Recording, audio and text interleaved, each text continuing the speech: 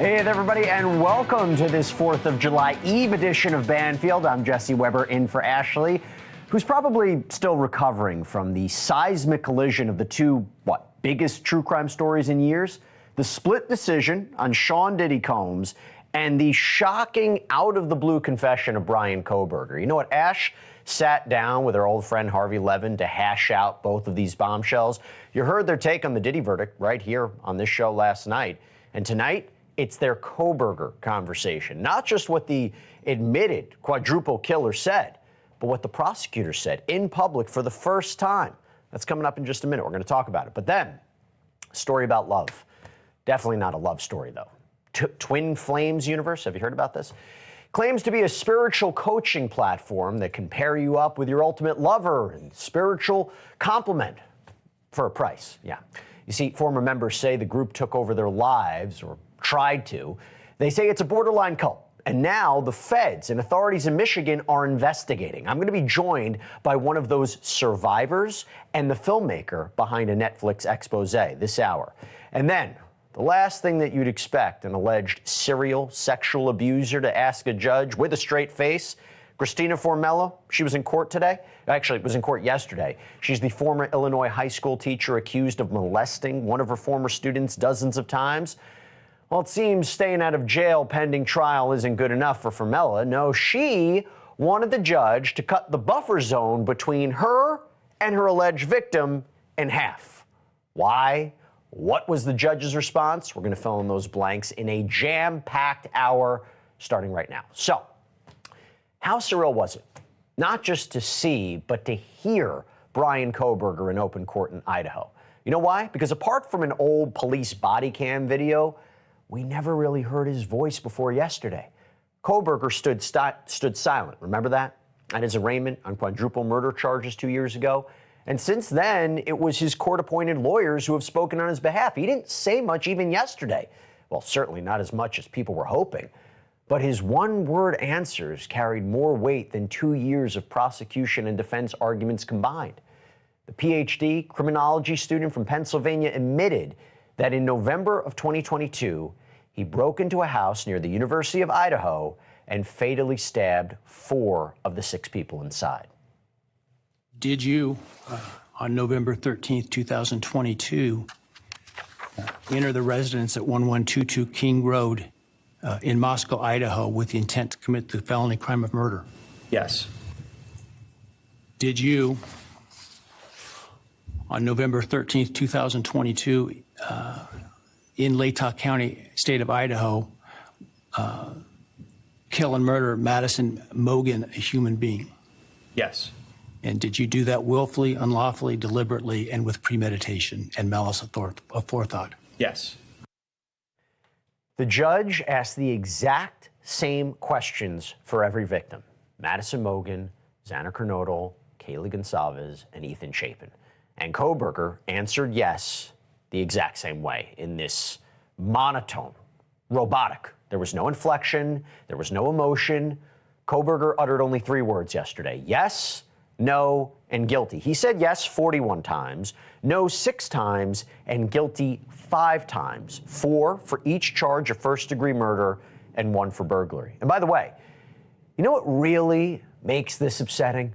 It's that just days earlier, the defense was still hatching an alternate perpetrator strategy, pointing fingers at 4 innocent real people while claiming Kohberger was not guilty of the killings. Look, I'm an attorney, okay? I get it. Have to put on a defense. That still bothers me, okay? And I know I'm not the only one. Now, Bryan Kohberger faces sentencing later this month, and there's no suspense there. It's going to be life in prison, no parole, no appeals. That's the deal. That's the deal in exchange with the state taking the death penalty off the table. So when Ashleigh connected with TMZ's Harvey Levin yesterday, the emotion was still raw for both of them. Watch. I don't know about you, Harvey, but I knew what was coming today, and I was still, it took the breath out of me to see Bryan Kohberger say, I did it, over and over again. Boy, when you heard that, I literally just got chills when you said that. When I heard that as well, that it's not just I'm pleading guilty to save my ass, I'm pleading guilty because I killed them one by one. And he admitted them one by one that he killed them. And to hear that, and also, Ashleigh, his voice really struck me, that it was, yes, I did. Yes, I did. Yes, I did. And matter of fact, no remorse, nothing. Just, yeah, get me out of here.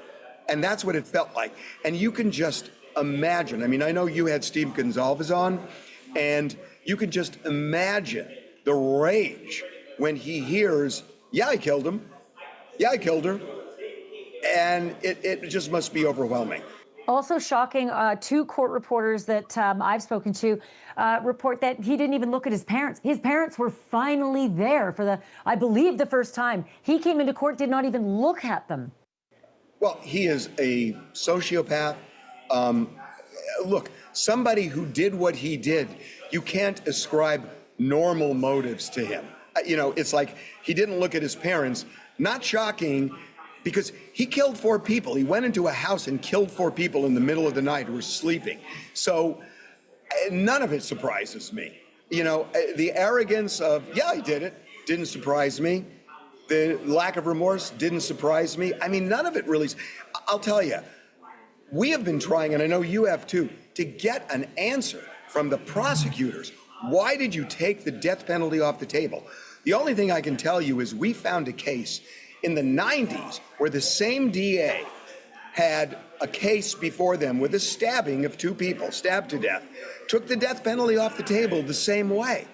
And I don't know if there's an MO here, but he's certainly not offering any explanation for why he would do something like this. There was just, and I spoke with one of the family members hours after this came out that there was a plea bargain, and she was telling me that they had a meeting late last week where they were talking about preparing him for trial, and then kind of vaguely came up, he hasn't asked for a plea bargain yet, but that may happen, and that was it. And they never said anything beyond that. And the judge even said he didn't know until the news broke. Monday. Yeah. We found out Monday. Yeah. And the families weren't even called. They got an email with a letter attached saying, here's the deal. It's been accepted. Who does that? Who does that? It is shocking to me that the prosecutors did it this way. And even though 2 families agree with this, what about the other 2? I mean, just explaining it to them. And, I was on the phone, like I was telling you, when I talked to this family member, she said she was on a Zoom call with prosecutors at that point and trying to get an answer as to why they did what they did. And she couldn't tell me. She said, I'm not hearing it.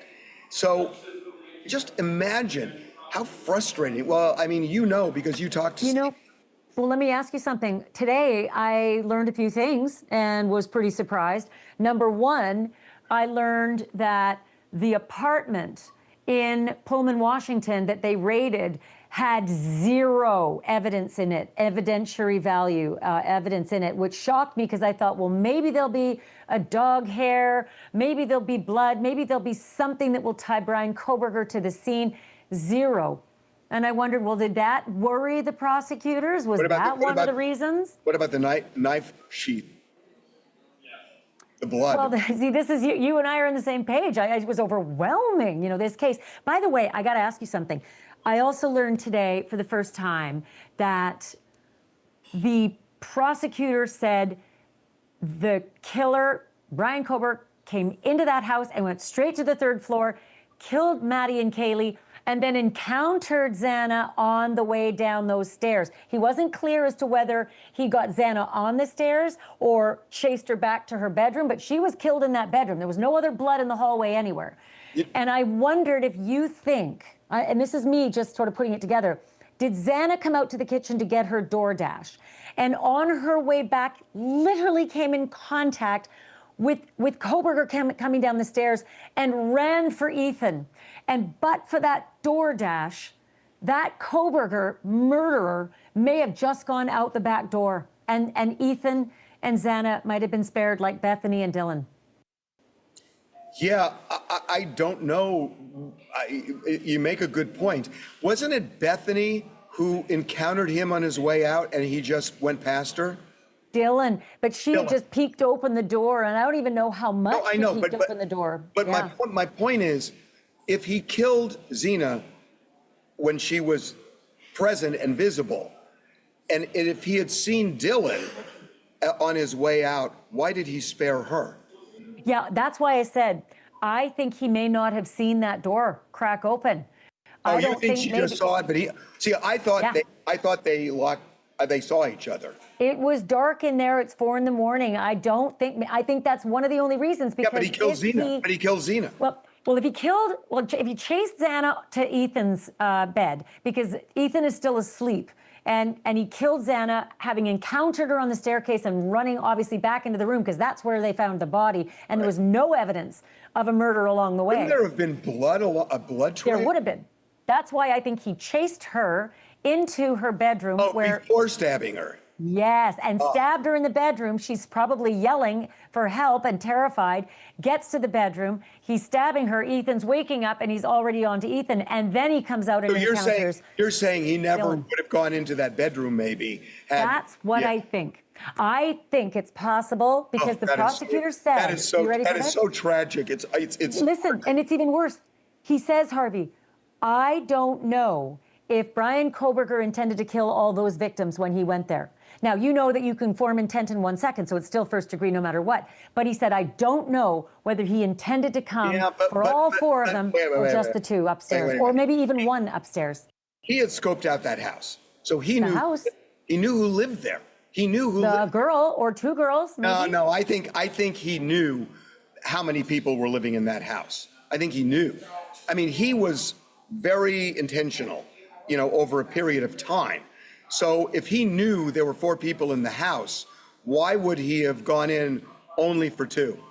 Maybe, and I'm just going to throw it out there, maybe he only wanted 1. And when he went up to that 3rd floor, there were 2 in the same bed. That's hard to swallow. If he is a killer like he is, he was literally out for blood. That's a hard. You know what else? He took off like a bat out of hell. This is new to me today as well. He took off so fast that he almost lost control of his vehicle getting out of there. And I just wonder if that's the amped up killer who just went through a bloodbath he wasn't expecting. There's so much. Oh, by the way, I thought I'd get your reaction on this before we close. The gag order will be lifted, apparently, after sentencing. We will learn more about this investigation finally. At least that will satisfy so many people who feel so unsatisfied by this result. Yeah, but if the gag order is lifted and it shows there's overwhelming evidence, this is not going to be settled until prosecutors say why they folded on the death penalty. And I tend to agree with Ashleigh, but even if they lift that gag order, will we ever know the why? Not sure. Now, Kohberger's sentencing and victim impact statements, they happen Wednesday, July 23rd, when we're all expected to be watching jury selection. The judge set aside the 24th too, just in case. And by the way, speaking of Harvey Levin, I want to remind you that this long weekend will be a great chance to catch TMZ's special coverage of the Diddy trial. It's called TMZ Presents United States versus Sean Combs Inside the Diddy Trial, and it is streaming now on Tubi. All right, still to come. They promise love, your ultimate soulmate, but instead, a group called Twin Flames Universe is accused of giving its paying clients isolation demands and a leader who thinks he's the second coming. None of it matters because you're his twin flame and this is your union. Jeff taught us to pursue our twin flames at all costs. When I spoke up about how I was feeling, I got shunned by Jeff and Ashleigh. Liar! Boop, boop. Andrew's lying. Andrew's lying. Liar. And now the group is under investigation, and a former member is going to join me live along with the maker of a scathing Netflix documentary when we come back.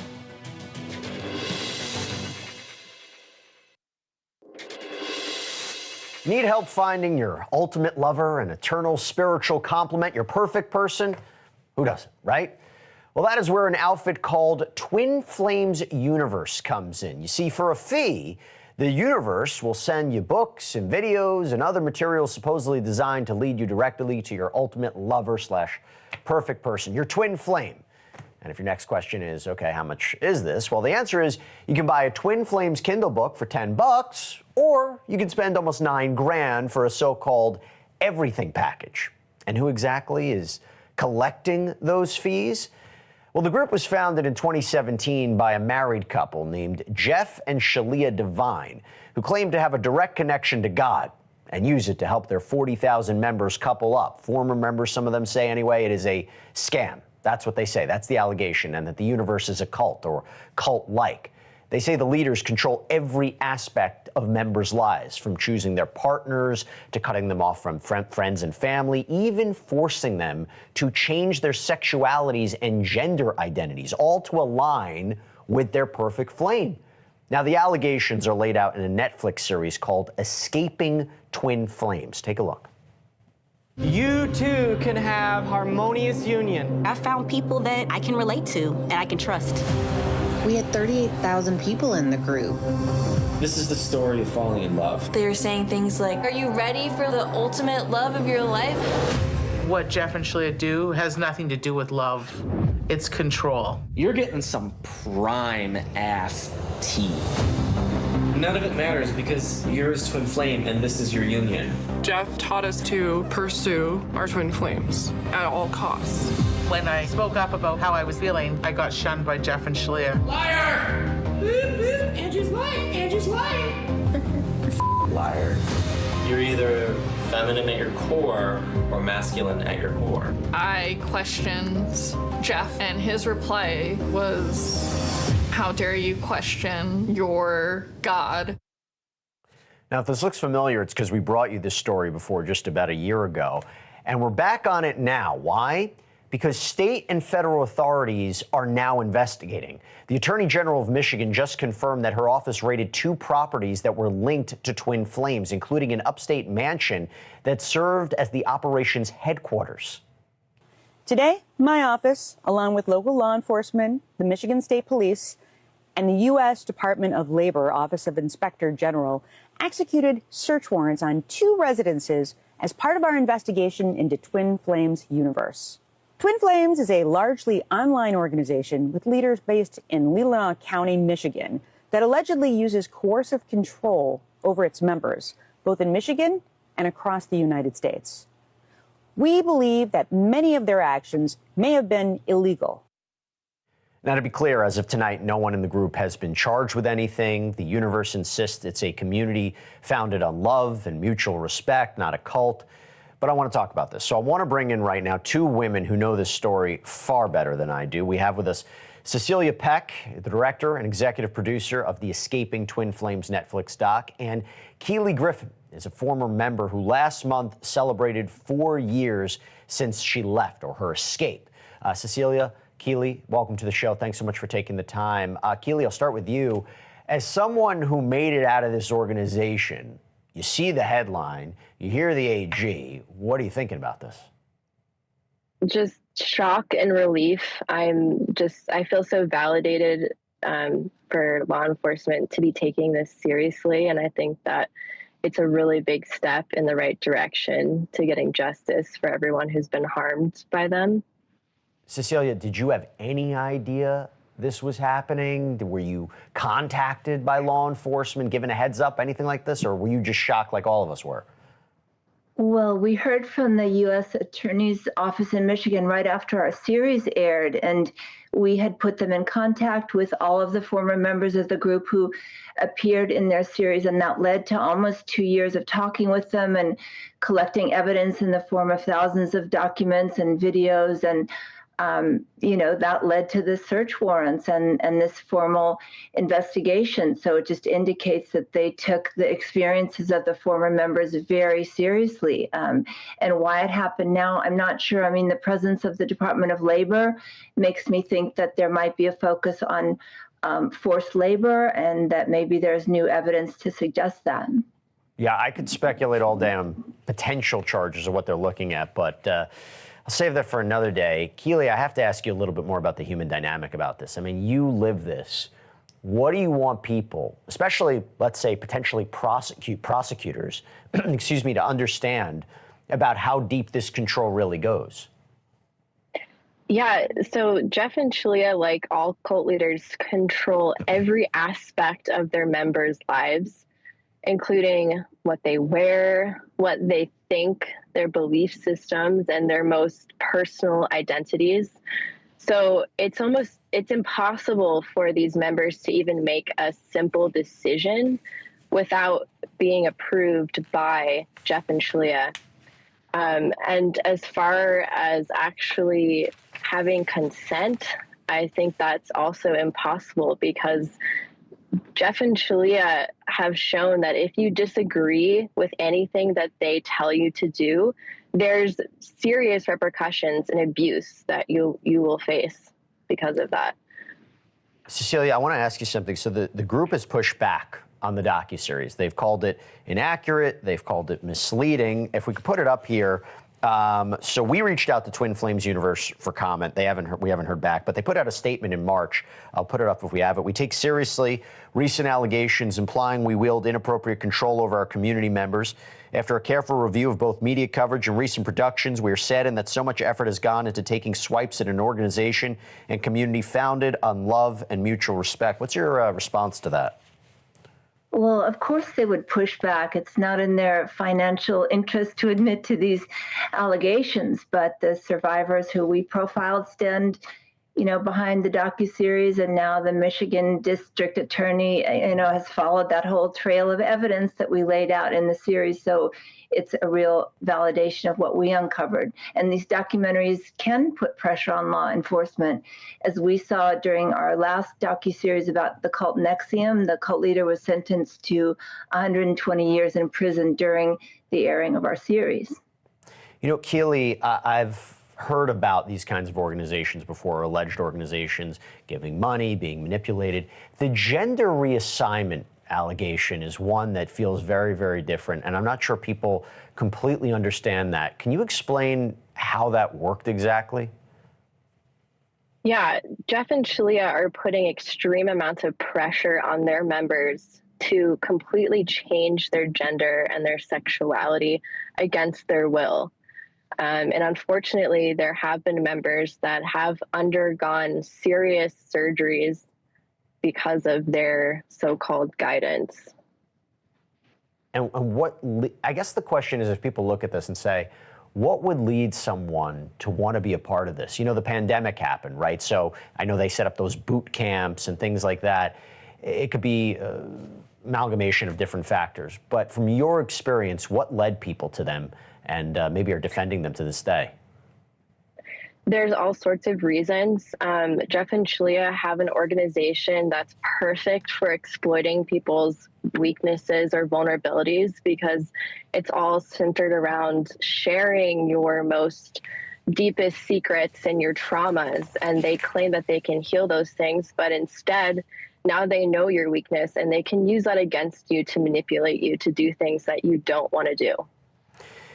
Cecilia, as we're looking at this and trying to make sense of what they might be looking for in these homes and what this investigation might lead into, do you think there's a lot of people who've come forward and are cooperating with investigators right now, particularly after your documentary?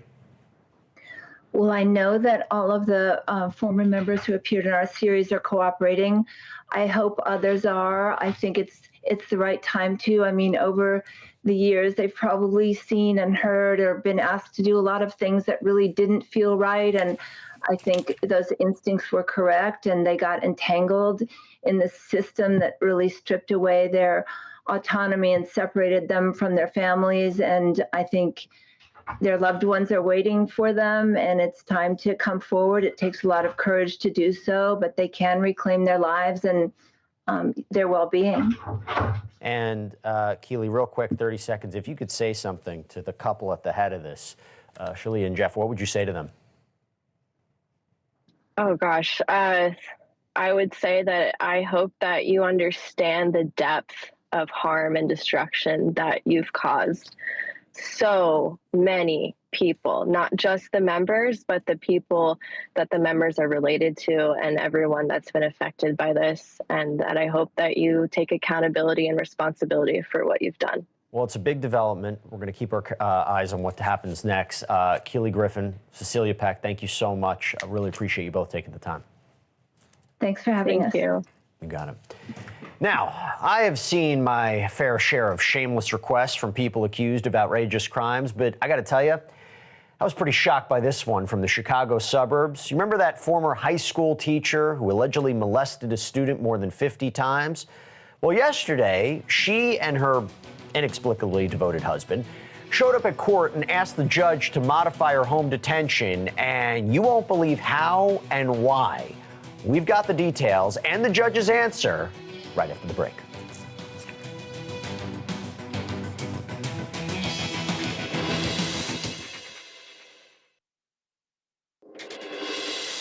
Chutzpah isn't a legal term, and it certainly isn't a crime, but if it were, you could add it to the 55 counts now facing Christina Formella. She's the former Chicago area high school teacher accused of grooming a former student beginning at age 14 and having sex with him more than 50 times beginning at 15, meaning the alleged victim was 15, that is. Formella was 28.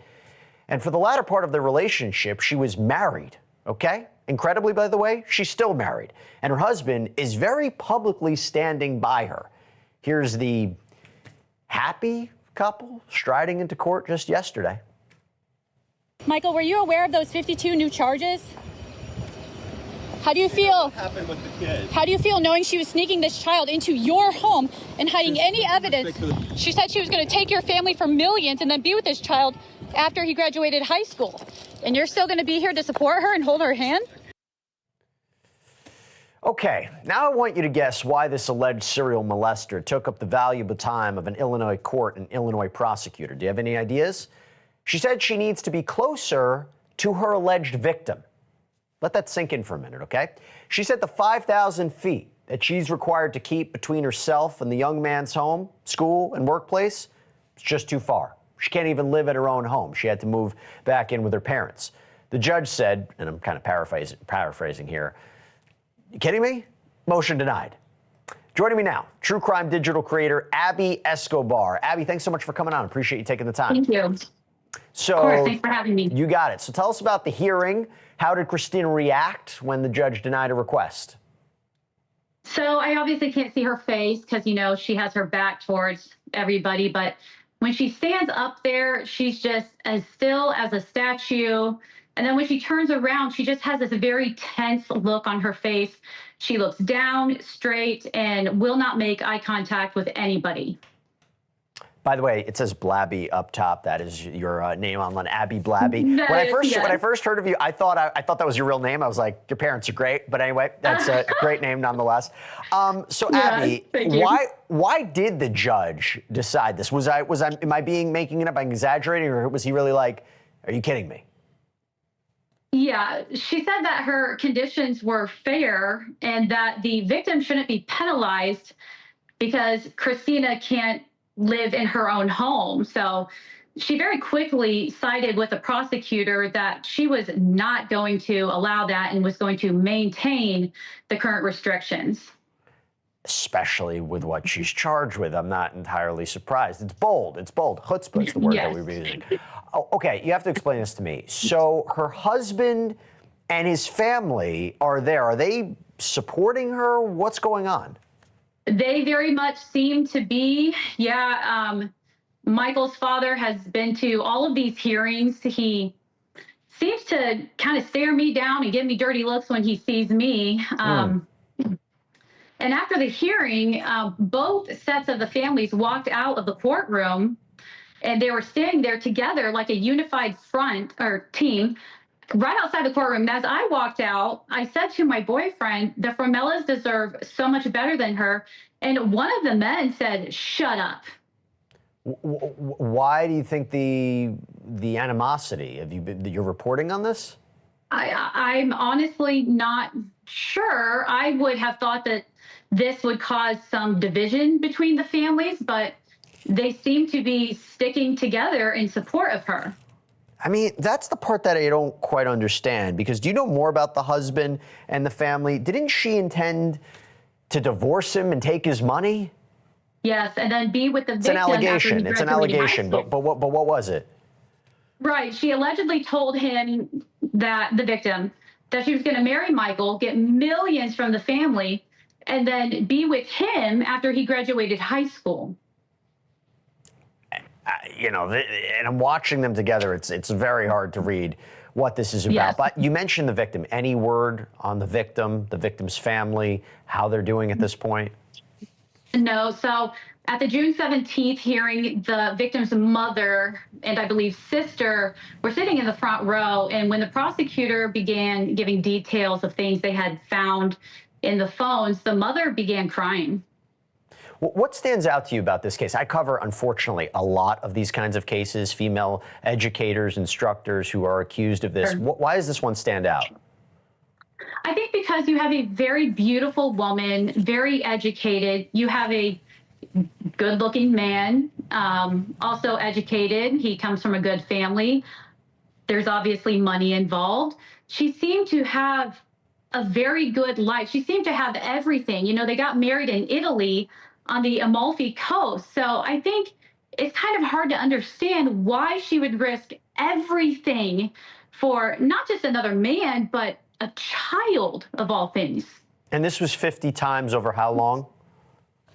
Well, they said that she began grooming him when he was 14, and it went on until he was 16. So 2 years. Unbelievable. Unbelievable. Yeah. What's next in this case? What should we be looking out for? Well, she has a hearing on August 4th at 9:30 in the morning. I'm honestly not sure what's going to happen at that. I plan on attending again. I believe it's just a status update. One of the things we always ask in these cases is if they're going to take a plea deal. One, you imagine the prosecution would like that to spare everybody having to go through this case, including having the alleged victim testify. And when you're looking at charges like this and potential evidence, you wonder, is it in your best interest to do so? So we'll keep a careful eye on it. Abby Blabby, Abby Escobar, thanks so much for coming on, and stay safe out there. Thank you. You got it. All right, still ahead tonight. Fireworks, cookouts, everything Diddy wishes he was doing this weekend, along with the rest of us. Just have to wait. Independence Day won't come for Sean Combs for a while, at least yet. So what can we expect after sentencing day this fall? Well, we're going to look at Diddy's future life in lockup when we come back.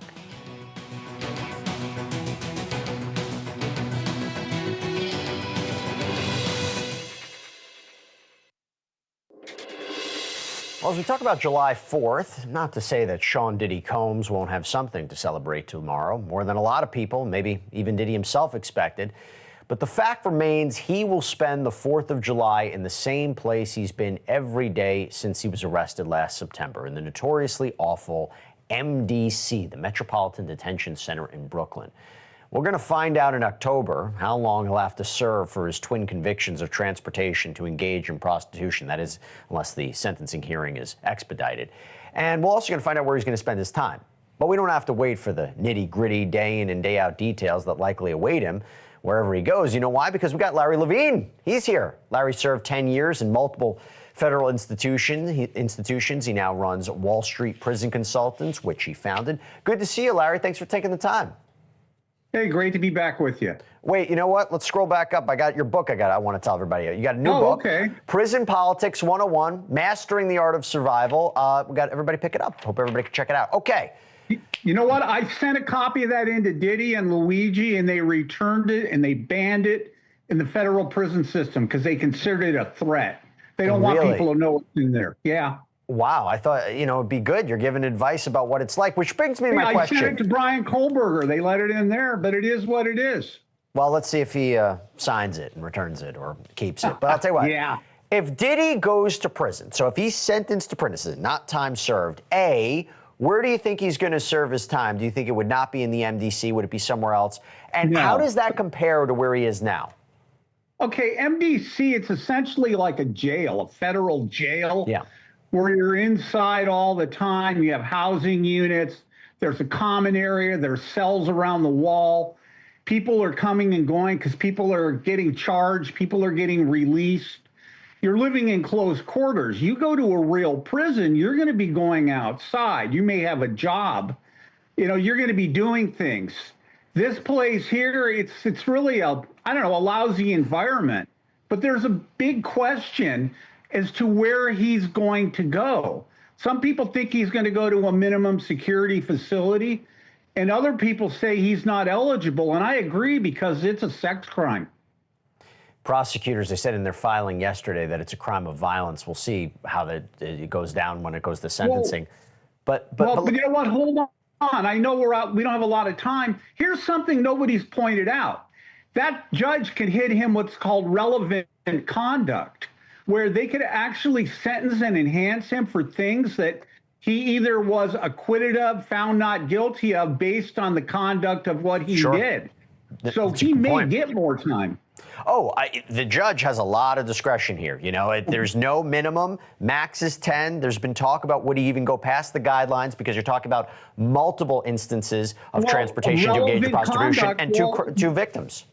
Relevant conduct allows the judge to do that. Right. The defense will say he abused his discretion, but he really didn't, because the judge has all the discretion he wants. That's 100%. That's why he's going to need as much information from a pre-investigation report. Let me ask you this. If he goes to prison, if he's sentenced to prison, he was acquitted of racketeering. He was acquitted of sex trafficking, but he was convicted of transportation to engage in prostitution. Does he walk in a king or does he walk in a pariah? How do other inmates look at him if he was acquitted?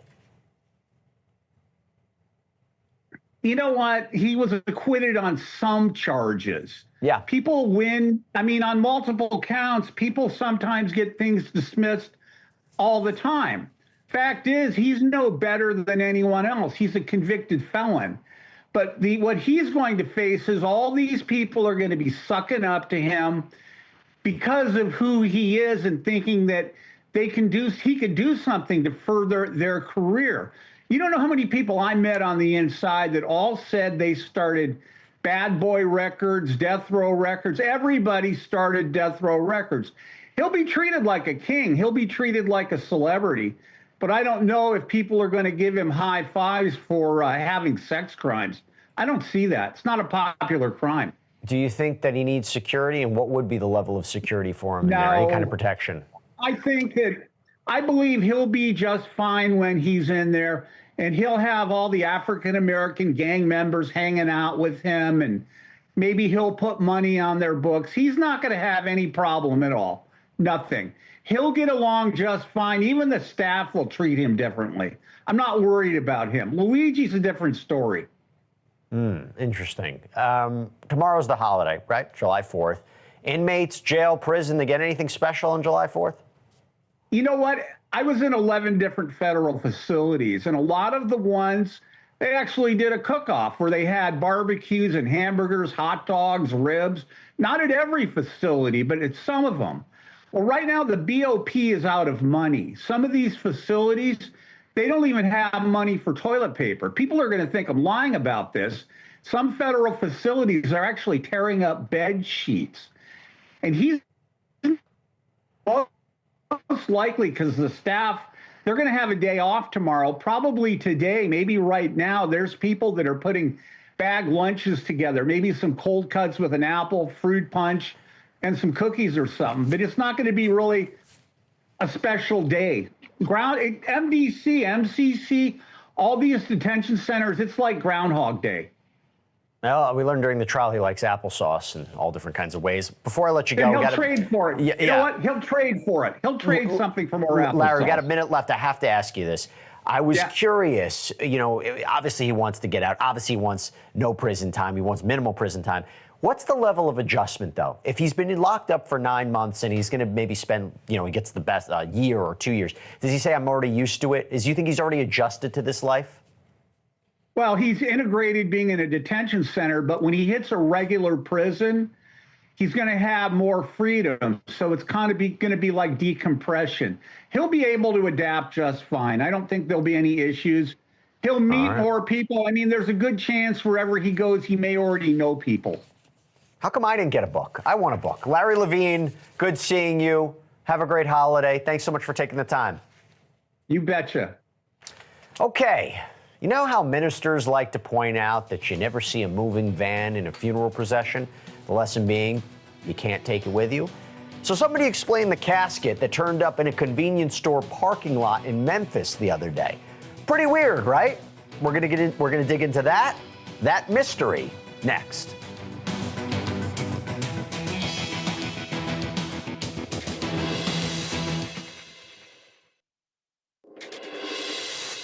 Police are called out to convenience stores all the time in every city in America. It's often because somebody took something. It's rarely because somebody left something behind. And almost never because somebody left a casket in the parking lot. But that is what happened in Memphis this week at the Speedy Corner Store, which, by the way, in case you were curious, sells everything but caskets. And the neighborhood was consumed by not one mystery, but two. First, where'd this thing come from? And second, you know what I'm going to ask, was it occupied? Well, that mystery was put to rest, as it were, pretty quickly when somebody popped the lid and crawled inside for a social media photo op. Came out later that a scrap hauler ran out of room on his truck, left the casket behind, apparently for anybody who might be in the market for one, literally.